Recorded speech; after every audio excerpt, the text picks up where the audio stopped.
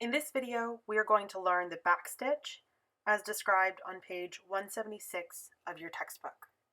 So I have, again, two pieces of fabric, right sides together, and 5/8 7-inch down from the edge. I've drawn a line all the way across. I also have a needle threaded with one thread doubled, so both ends are tied together in a knot at the bottom of the thread. We're going to start on the right side of your fabric by sinking your needle through both layers and coming up about 1/4 of an inch away from where you sunk your needle, pulling your thread all the way through. Now, as the name implies, we're going to move backwards here and sink our needle again just beyond where the knot from our initial stitch went through. And this time we're going to move the needle 1/2 inch away from where we sunk it and then pull all the way through.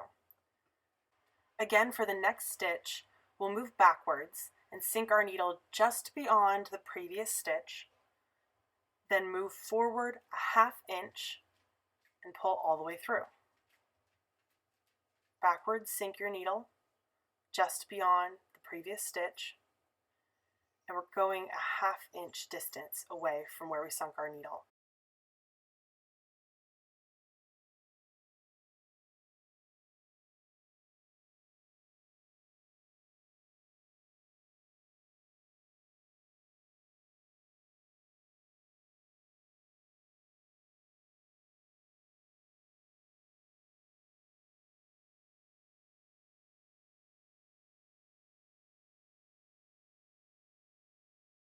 When we get to the end, we will take our last stitch and not go quite as far this time, just a little bit beyond our previous stitch, and we'll start tying our knots. We'll take a bite and put our needle right back through the loop you created.